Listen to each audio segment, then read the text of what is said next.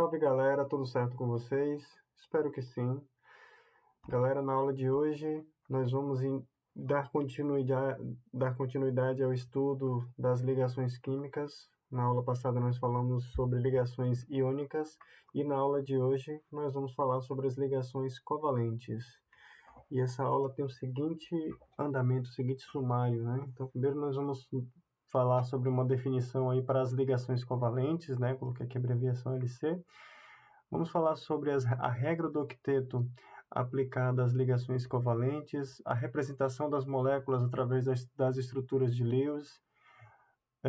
Depois dessas estruturas, então, vamos ver sobre ressonância, a carga formal, que é responsável por validar as estruturas.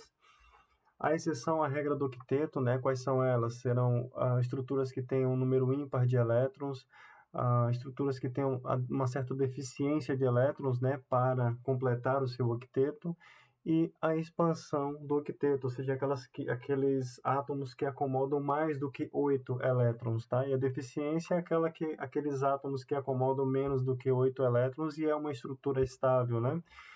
Depois vamos fazer uma comparação ali entre as ligações iônicas e covalentes do ponto de vista da eletronegatividade e da polarizabilidade e, por fim, falar sobre as energias e os comprimentos das ligações. Ok? Vamos seguindo então. Bom, primeiramente dar uma definição aqui, né, que as ligações covalentes, né, bom, primeiro vou dar esse exemplo, né, que a ligação covalente, na ligação covalente, por exemplo, da molécula, utilizando como exemplo o modelo da molécula H2, do gás hidrogênio, tá?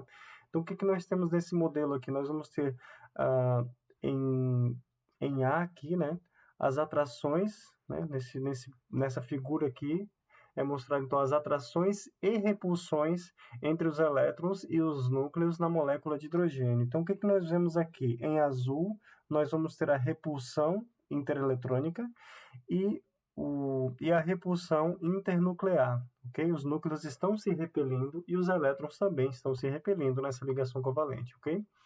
E o que nós temos aqui? Nós vamos ter uma atração entre elétrons e os núcleos, ok?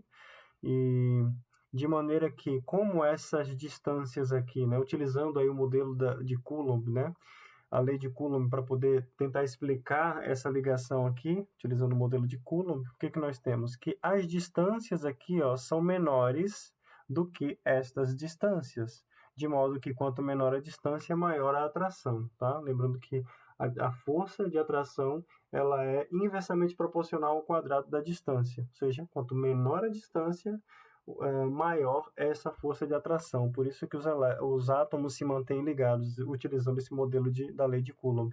Aqui nós temos uma distribuição eletrônica, a nuvem eletrônica desta ligação, né? Porque ela estaria dispersa, os elétrons estariam dispersos aqui, né?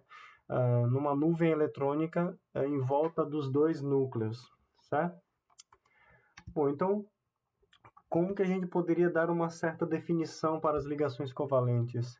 Do ponto de vista das energias de ionização e afinidade eletrônicas, os dois átomos envolvidos em uma ligação covalente têm a mesma tendência de ganhar ou perder elétrons. Lembram que eu falei para vocês, as ligações metálicas, elas ocorrem entre metais. As ligações iônicas, elas ocorrem entre metais e ametais. E as ligações covalentes ocorrem entre ametais, pelo fato de que a gente chama covalentes porque eles compartilham a valência, os elétrons de valência, de maneira a atingirem o seu octeto, certo? Então, como todos eles têm uma tendência similar de receber ou de perder elétrons, eles não querem muito perder elétrons, né? Então, eles vão compartilhar esses elétrons de modo, né, que eles completem o octeto. Então, quando átomos similares se ligam, eles compartilham esses pares de elétrons para que cada um atinja o seu octeto. E cada par de elétrons compartilhado constitui uma ligação química. Por exemplo, o hidrogênio, né, no estado fundamental, cada hidrogênio tem um elétron para formar a molécula de H2, né? Então, a molécula de H2 tem elétrons em uma linha conectando, a gente representa, né, uma linha conectando cada um dos átomos formando essa ligação, né? Onde essa linha representa esse par de elétrons que estará conectando estes dois átomos, tá certo? Bom, então sobre a regra do octeto e a representação de Lewis, tá? Eu vou direto aqui para a regra do octeto, que na formação da ligação covalente, os átomos tendem a completar seus octetos pelo compartilhamento de elétrons. Então, vamos pegar aqui, por exemplo, a formação da molécula O2, certo? Do gás oxigênio que nós respiramos. Temos aqui o átomo de oxigênio com a sua camada de valência, os elétrons de valência. Lembrem-se, o oxigênio faz parte da família 6A, portanto, ele tem 6 elétrons de valência, tá certo? Quais são esses elétrons de valência? Onde que eles estão? Eles estão aqui, ó, na segunda camada, certo? Então, ele está no orbital 2s, 2s2, ou seja, 2 elétrons no orbital s e 4 elétrons p, certo? Sendo que a gente já sabe, né, segundo a regra de Hund, então você vai distribuir primeiro os elétrons paralelos, com spin paralelo, e depois você começa a preencher com os antiparalelos, de maneira que você tem o quê? Em cada átomo você tem dois orbitais com elétrons desemparelhados. O que vai acontecer aqui, né? Com essa representação que a gente utiliza das caixinhas, esses dois elétrons, esses dois orbitais que apresentam elétrons desemparelhados, eles vão ser compartilhados com ambos os átomos, formando duas ligações covalentes, certo? Aqui temos outro exemplo, que é do nitrogênio. Como é que é a distribuição eletrônica e como é que ele faz para atingir o seu octeto, ou seja, atingir o estado de um gás nobre, né? Então, no caso do nitrogênio, diferente do oxigênio, ele está lá na família 5A, então ele vai ter 5 elétrons de valência. Quais são eles? O 2s2, 2p3, tá? Então, o orbital s completamente preenchido, e você tem aqui os orbitais p semi-preenchido. Portanto, ele pode fazer 3 ligações. A valência do nitrogênio é 3, então ele pode receber aqui, em cada um desses orbitais, um elétron, e ele vai compartilhar estes pares de elétrons aqui, beleza? E aí, dessa forma, ele atinge o estado de gás nobre, né? Ou seja, com a camada 2 preenchida, né? 2s2, 2p6, está completo, certo? Esse é o estado do nitrogênio preenchido. Bom, agora como é que a gente faz para desenhar as estruturas de Lewis?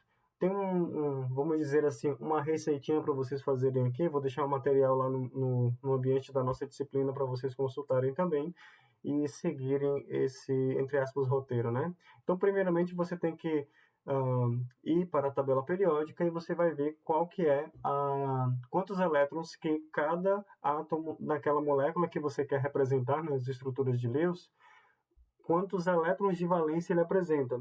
Então, você vai pegar, vai somar todos os elétrons de valência de todos os átomos envolvidos na ligação. E então, o que você vai fazer? Você vai escrever os símbolos, a fim de mostrar quais átomos estão ligados entre si, e aí você vai uni-los com uma ligação simples. E aí, com o restante dos elétrons então, você completa o octeto, tá? Você vai preencher essas ligações de maneira a completar o octeto do átomo central. Os átomos em volta do átomo central, você completa com os elétrons que sobraram, tá?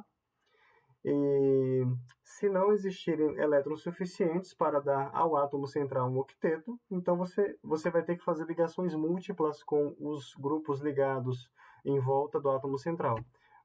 Bom, essa forma de utilizar essa forma de representar as moléculas, ela não retrata a forma da molécula, a estrutura real da molécula, tá? Ela apenas indica que átomos se ligam a quais têm pares isolados. Bom, aqui temos alguns exemplos, tá, de ligações covalentes, e aí provavelmente vocês aprenderam lá no ensino médio, né, o conceito de ligações covalentes normal e coordenada. Elas são exatamente a mesma coisa. A única coisa que diferencia as duas, eu já vou explicar, é que uma foi formada depois, né? Bom, eu vou explicar já. é o seguinte, então o que nós temos aqui? O hidrogênio. O hidrogênio ele tem apenas um elétron na sua camada de valência e ele vai se ligar com outro hidrogênio que também tem apenas um elétron na sua camada de valência. Então, temos 2 elétrons no total para distribuir e formar a molécula do H2. Então, você simplesmente faz assim, né, representar dessa forma, ou simplesmente com uma linha, né, ligando os 2 átomos. Agora aqui, o hidrogênio e o cloro. O cloro ele apresenta 7 elétrons, ele é dos halogênios, então ele é da família 7A, ou seja, ele apresenta 7 elétrons na última camada.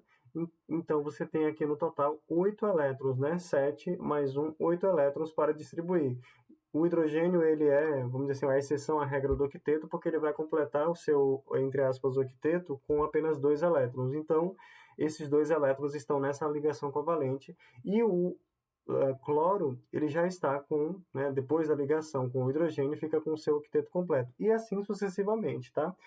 Vou fazer um exemplo depois no quadro para vocês verem, né? Então, nós temos aqui o metano, temos a amônia, e observe o seguinte, como é que você representa as estruturas das moléculas com a representação de Lewis, né?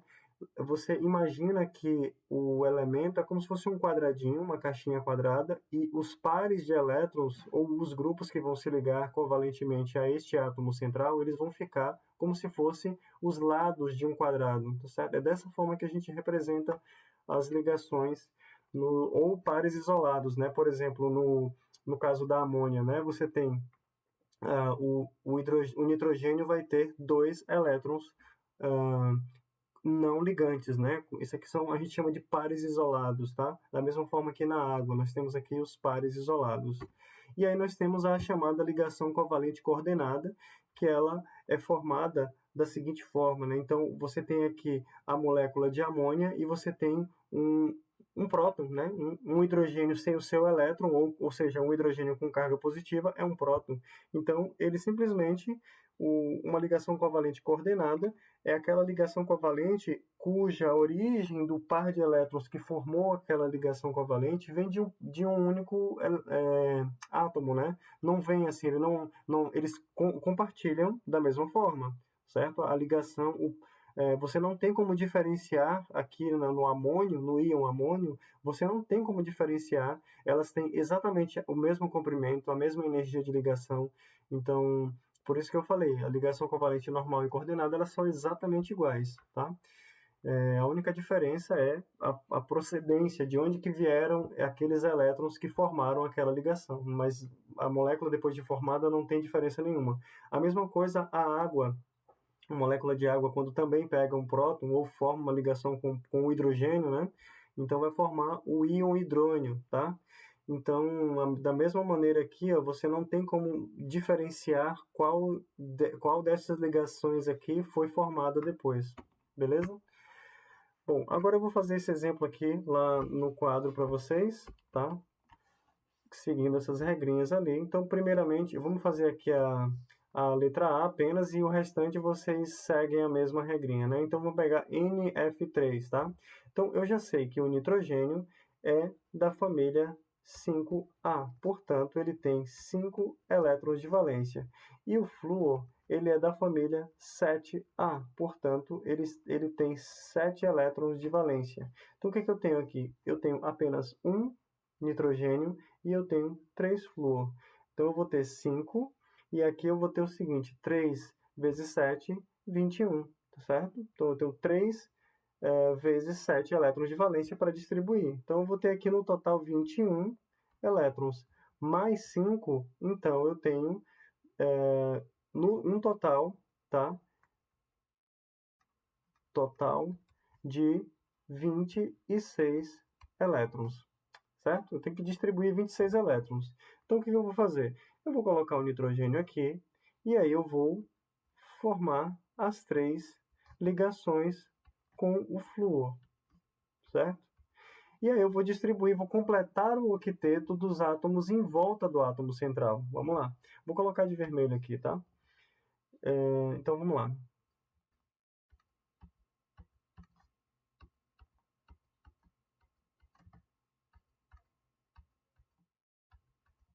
Então, eu tenho o seguinte, aqui eu tenho 6, esses é que eu acabei de colocar, né?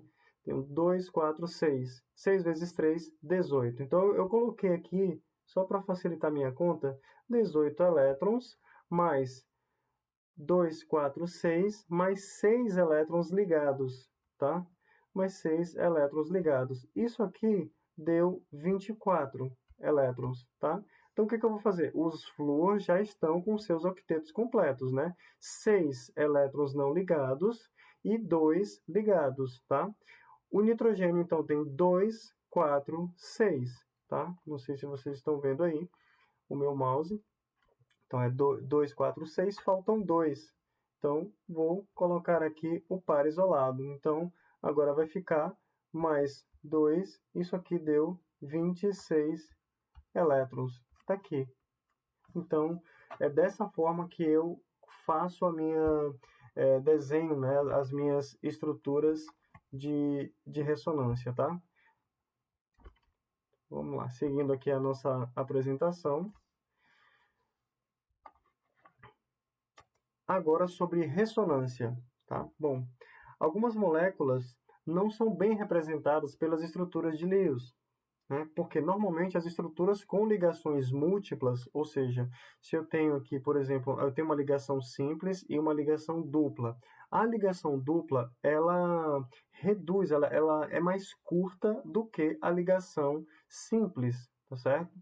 Só que se eu fosse representar desta forma aqui apenas, o que eu ia observar? Que essa ligação é mais longa, né, do que essa ligação aqui. Só que experimentalmente nós sabemos, nós já medimos, nós sabemos que estas duas ligações têm exatamente a mesma distância. Então, uma forma, né, a teoria de Lewis, né, a forma de representar as moléculas segundo Lewis, não explicava este fenômeno das ligações apresentarem a mesma ligação, o mesmo comprimento de ligação. Então, uma explicação foi a existência de uma ressonância. O que é isso? Era como se fosse essa ligação pode saltar, né, entre os orbitais, né? Deixa eu tentar representar aqui para vocês verem. É como se isso aqui fizesse isso daqui, ó. Né? E aí formasse a outra. Na realidade, aqui tá, a figura não está correta, tá? Essa figura seria espelhada uma da outra. Acabei acabou não ficando como eu gostaria, tá? Era para ter desenhado aqui uma dupla e aqui não teria essa dupla, tá? Eu peço desculpas aí nesse slide. Então, esse daqui voltaria para cá, né? Então, ficaria a dupla saltando entre um e outro, tá? De maneira que nenhuma das duas estruturas existe de fato, certo? Então, como eu tenho uma carga negativa, né, e uma carga positiva, a carga líquida da molécula é zero, então a molécula é neutra, certo? E aí o que eu tenho? Eu tenho um híbrido de ressonância. Essa daqui é o meu híbrido de ressonância, certo? Então essa é a ressonância. Essa ressonância ela vai acontecer sempre que eu tiver um átomo com pares de elétrons vizinho a uma dupla ligação. Então, sempre que isso acontecer, eu tenho uma ressonância, certo? Isso aqui, na química, é meio complicado você utilizar as palavras sempre e nunca, mas isso aqui você pode utilizar, tá? Bom, pelo menos quase sempre, né? Vamos respeitar aí as exceções que a química nos dá, né? Bom, então, aqui outros exemplos, né, na molécula do carbonato, né, que a gente tem ali o carbonato de sódio, ou às vezes o bicarbonato de sódio que a gente tem em casa. Esta é a estrutura do carbonato, tá certo? De maneira que você tem a possibilidade deste oxigênio aqui, né, formar uma ligação dupla aqui. Só que o carbono, você já sabe, né, já entram na faculdade sabendo que ele faz apenas 4 ligações, né? Então, eu não posso formar uma ligação aqui, sendo que eu tenho mais uma aqui. Então, essa daqui se desfaz e o par de elétrons se volta exclusivamente para o oxigênio. Então, o mesmo pode acontecer aqui, né? E assim eles vão... os elétrons eles ficam deslocalizados, de maneira que eu tenho lá cerca de uma carga, né? A densidade de carga fica em torno de 2/3 para cada oxigênio, né? Menos 2/3 para cada oxigênio, né? Não fica exatamente 1 aqui, né? Então fica 2/3 aqui, 2/3 aqui, 2/3 aqui, né? Que eu tenho aqui duas cargas positivas, certo? Aqui seria o diagrama de potencial eletrostático, onde eu tenho que o vermelho, que seria o mais quente, é onde teria a maior densidade de elétrons, né? E aqui o azul é onde teria a menor densidade de elétrons. Então aqui você percebe que a molécula ela é simétrica, tá? Então os elétrons estão bem distribuídos nessa molécula, beleza? Então vamos lá. Outros exemplos aqui, que é a estrutura do acetato, tá? Que é o ânion do ácido acético, que é do vinagre, tá? Então você tem isso aqui na sua casa, o acetato, certo? Então ele também tem uma ressonância, assim como este alceno aqui, ó, ele tem também a ressonância, tá? Então é como eu te falei, se você tem pares de elétrons ao lado de uma dupla ligação, então você tem a possibilidade de acontecer a ressonância. Da mesma forma que se você tem uma carga positiva ao lado de uma dupla ligação, também há a possibilidade de acontecer a ressonância, certo? Bom, agora carga formal. O que seria a carga formal? A carga formal é a carga que um átomo teria em uma molécula se todos os outros átomos tivessem a mesma eletronegatividade, ou seja, se todas as ligações fossem apolares, tá?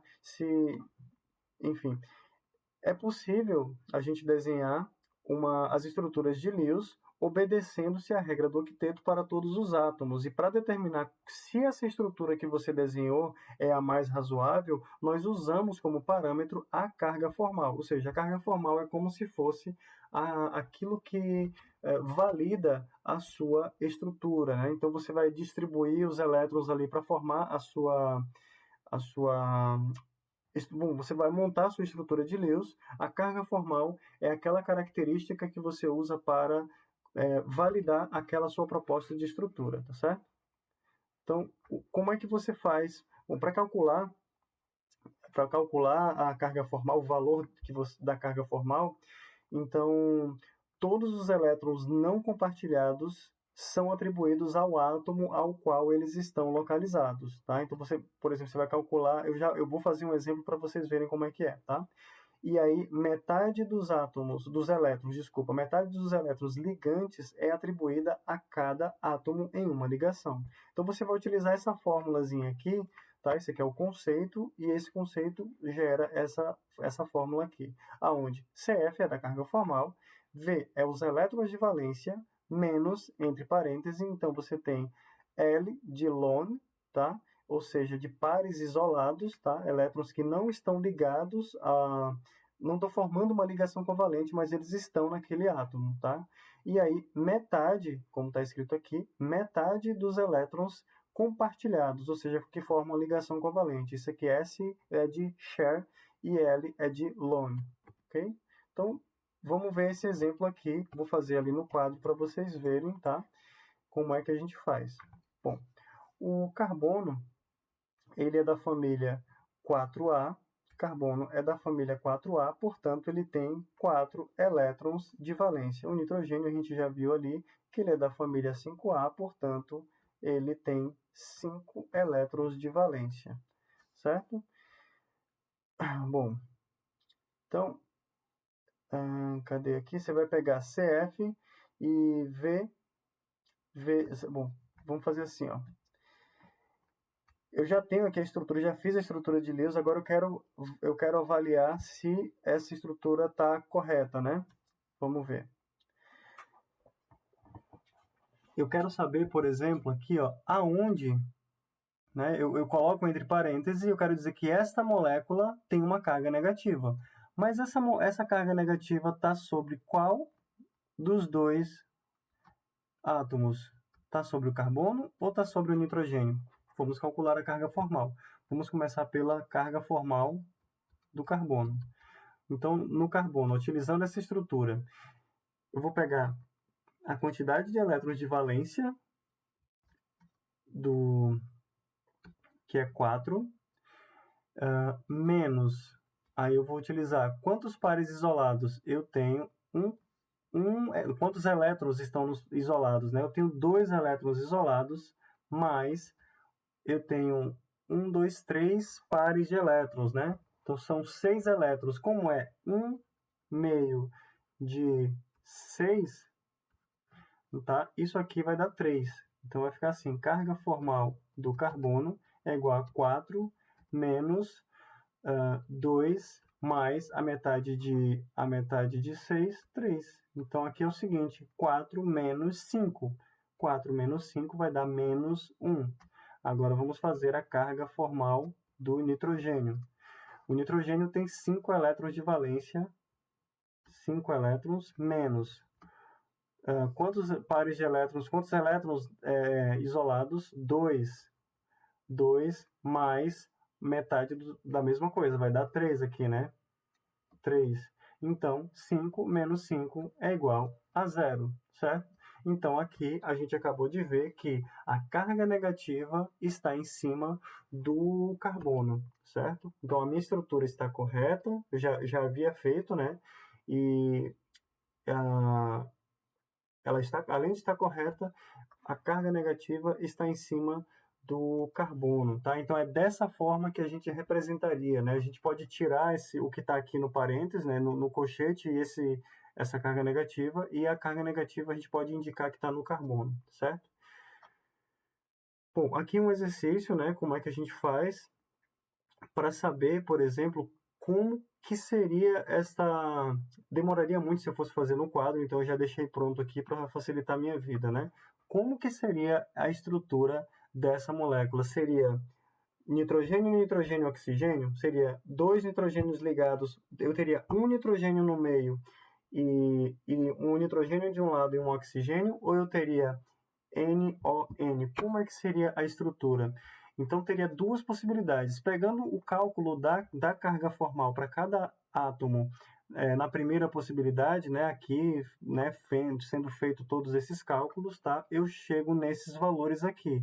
A estrutura mais correta é aquela que a proposta mais correta, né, será aquela que apresentar o menor valor de carga formal, tá? Então, observa aqui, vai apresentar menos 1, mais 1 e 0. E a outra possibilidade seria menos 1, mais 2, menos 1. Portanto, essa carga aqui está muito elevada. Eu tenho uma carga positiva, duas cargas positivas em cima de um único átomo. Então, isso aqui ela não está correta. A estrutura mais correta é essa daqui, certo?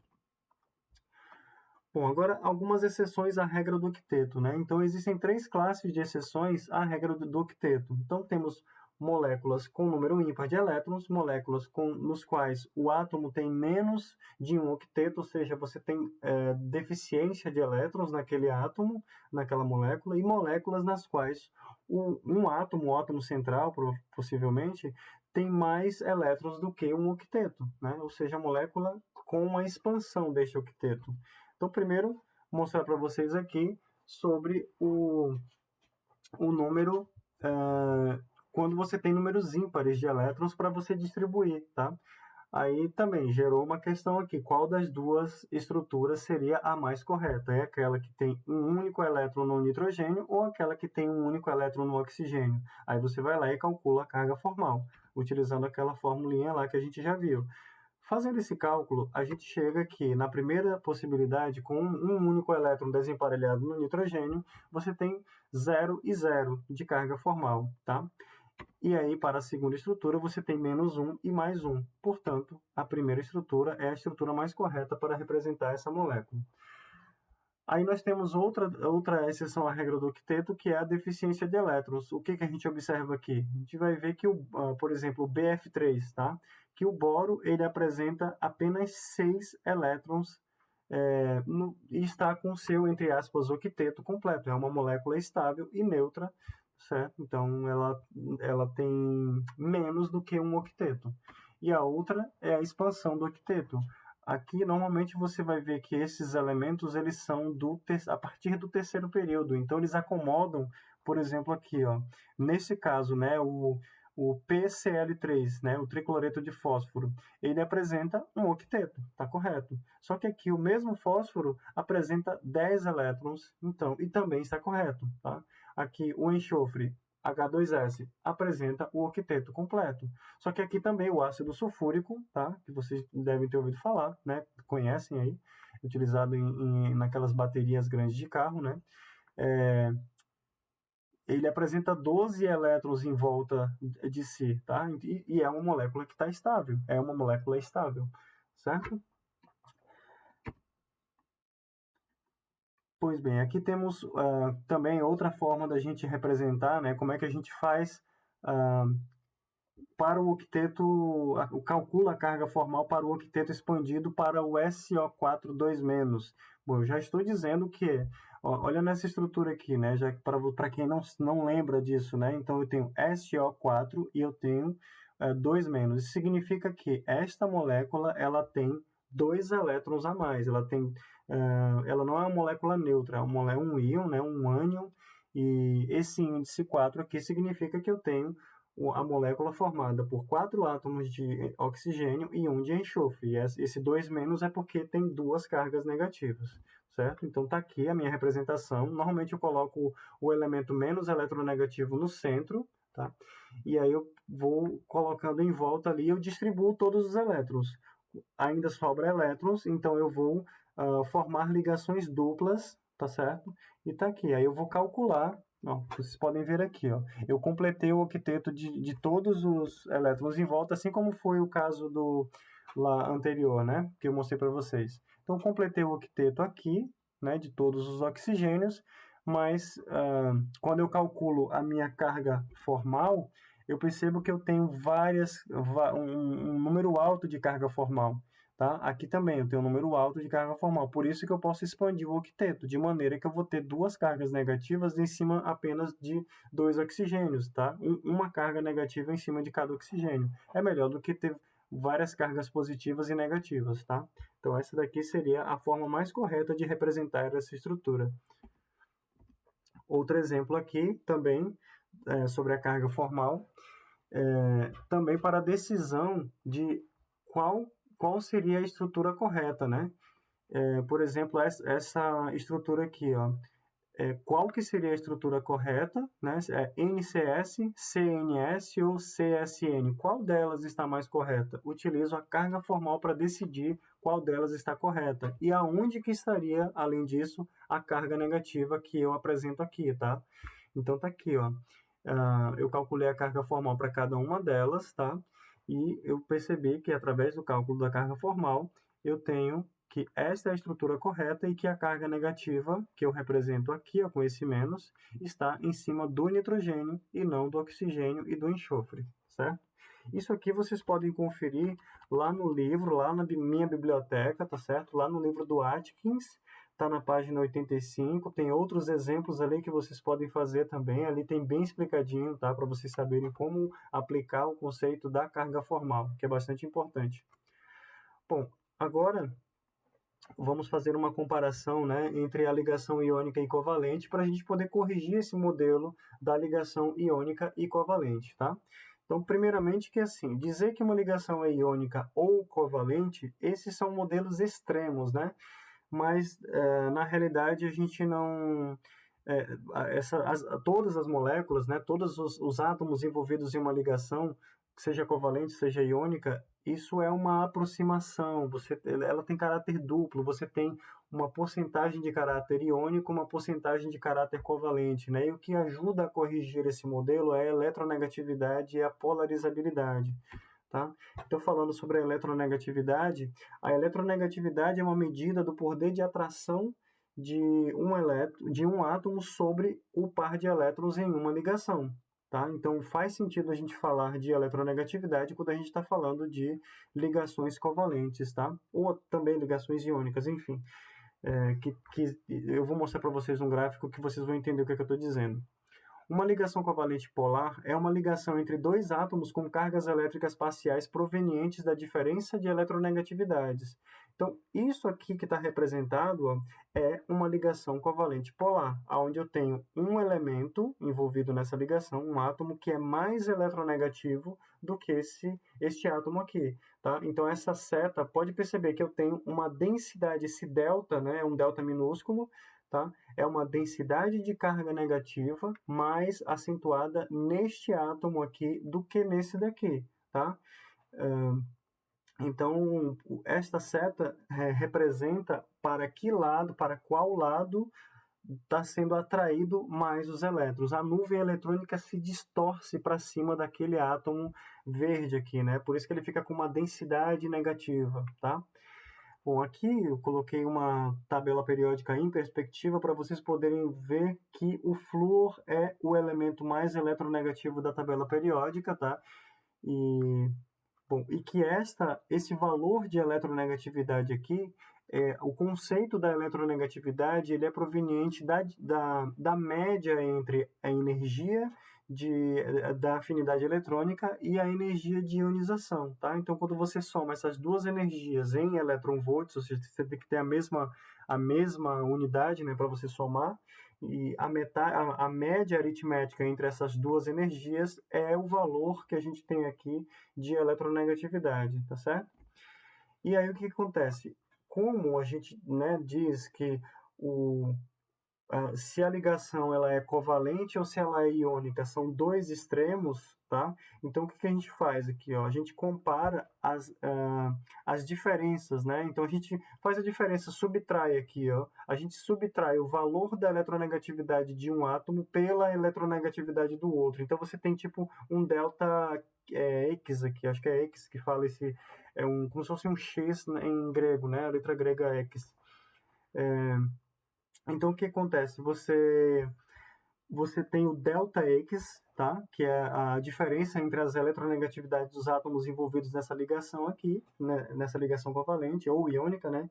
Então, quanto maior essa diferença, essa aqui é a diferença, ó. Quanto maior essa diferença, esse valor de delta que está aqui, ó, né? Quanto mais a diferença de eletronegatividade, ó, mais iônica é a ligação. Quanto menor for a diferença, ou seja, quanto mais próximo na tabela periódica for a eletronegatividade, mais covalente. Então, por exemplo, se você pegar o flúor, né, um composto formado de flúor e lítio, por exemplo, é um composto iônico, tá certo? Agora, um composto formado por exemplo, hidrogênio e flúor, ou hidrogênio e nitrogênio, hidrogênio e carbono, é um composto covalente, a ligação entre oxigênio e hidrogênio, pelo fato das eletronegatividades serem mais próximas, tá? A diferença de eletronegatividade é pequena, certo? Então, quando a diferença de eletronegatividade é pequena, a gente considera essa ligação como covalente. Quando ela é muito grande, você considera como iônica. Tá? Você não tem exatamente ali uma fronteira, daqui para lá é covalente, daqui para cá é iônica. Então a gente pode colocar tipo assim, acima de 2,5, essa diferença de eletronegatividade já pode considerar que é iônica, tá? Abaixo de 2,5 a gente considera que é covalente. Mais ou menos aí que a gente coloca como fronteira, mas às vezes é difícil de você ter essa fronteira. Outra correção do modelo iônico é da polarizabilidade, tá? O que a gente aprendeu no modelo iônico? Você teria simplesmente um elétron, um átomo positivo, tá? Um cátion, e um átomo negativo, ou um ânion, certo? Normalmente esse ânion, que ele está com a sua nuvem eletrônica bastante grande, então essa nuvem ela pode ser distorcida, tá certo? De maneira a meio que formar uma ligação quase que covalente. Então isso aqui também ajuda a definir. Por isso que não tem exatamente uma fronteira aqui, né? Porque além da eletronegatividade, para nos dizer se é uma ligação covalente ou se é uma ligação iônica, ainda tem a polarizabilidade. O que é polarizabilidade? É a capacidade, a medida da capacidade de um cátion de distorcer a nuvem eletrônica de um ânion. Então aqui você tem o cátion, que tem uma carga positiva. Então é como aquela figurinha, não sei se vocês já viram, de um superímã, aquele ímã poderoso assim, e aí você tem um fluido que ele é magnético, então ele é atraído por aquele ímã. É mais ou menos isso que esse cátion causa nesse ânion, ele deforma a nuvem eletrônica dessa maneira aqui cinza, né? Tá? Bom, Aí aqui tem um exercício, né? Então, em qual dos seguintes compostos as ligações têm maior caráter iônico, tá? Então, como é que a gente faz? Pega a tabela periódica e você compara para ver quem que tem o maior delta X, né? Para saber quem tem o maior caráter iônico. Claro, isso aqui são compostos covalentes, tá? Mas só para a gente ter uma... Qual deles teria o menor caráter covalente, por exemplo? Poderia ser a pergunta também. Então, o que a gente faz? A gente faz a diferença aqui, né? Pega por exemplo, CO2, né? Você vai pegar aqui, vai ver a diferença, né? Entre um e outro. Então, por exemplo, 3,44 menos 2,55 dá 0,89. E aí, se fizer a mesma coisa aqui para o nitrogênio, você vai ver que dá 0,4. Então, a diferença aqui do oxigênio e do carbono é maior, portanto, ele tem um maior caráter iônico do que esse daqui, tá? No segundo, ele vê qual que é o caráter covalente. A ligação é iônica, tá? Então, você tem aqui o sódio e o bromo, tá? Então, é o brometo de sódio ou brometo de magnésio, tá? Então, você vai pegar e vai fazer aqui, ó, 2,96 menos 0,93 e 2,96 menos 1,31. Você tem isso aqui como diferença, né? Então, qual que tem o maior caráter covalente? Aquele que tem o delta X menor. Então, esse daqui tem um maior caráter covalente do que esse daqui, certo? Bom, agora o último ponto dessa aula de hoje aqui para vocês é para a gente ver sobre as energias de ligação. Como é que a gente avalia isso? Tem esse modelinho interativo aqui, ó, que eu vou mostrar para vocês, né? Que é o seguinte. Aqui eu tenho, por exemplo, esta é a curva de potencial, tá certo? Que é a energia potencial, aonde eu tenho a distância aqui no eixo X é a distância entre os dois átomos e aqui o eixo Y é a energia potencial. O que nós vamos ter? Eu vou colocar os vetores aqui para aparecerem. Ó. Então, o que acontece é que os átomos eles têm uma certa atração, que é a atração de Van der Waals, né? E o que acontece é que é o seguinte, conforme eles vão se aproximando, tá? Conforme essa distância vai diminuindo aqui, ó, eles se repelem. Se vocês observarem bem ali o vetor, ele fica grande e tende a infinito quanto mais você aproxima. Por que isso acontece? Ele vai tendendo a infinito ali, ó. Por que isso acontece? Porque os núcleos estão se repelindo, tá? Bom, e aí ele vai embora, tá? Bom, agora eu vou mostrar para vocês, só que assim, não há uma ligação aqui, ele não forma uma ligação, né? Ele só se chocou e foi embora, né? Porque isso aqui é um gás nobre, é um neônio, tá? É um gás nobre, ele não forma ligação covalente. Agora, quando você faz isso com o oxigênio, olha o que acontece. Se você afasta aqui um pouquinho, ó, tá? Eu vou tirar aqui os vetores para você ver. Então ele forma uma ligação, você tem um poço de potencial aqui, tá certo? E aí qual que é o conceito? Quanto mais fundo é esse poço aqui, ó, é aquele equilíbrio de forças que eu mostrei lá no começo dessa aula, tá certo? De atração entre os elétrons da ligação covalente e os núcleos, tá?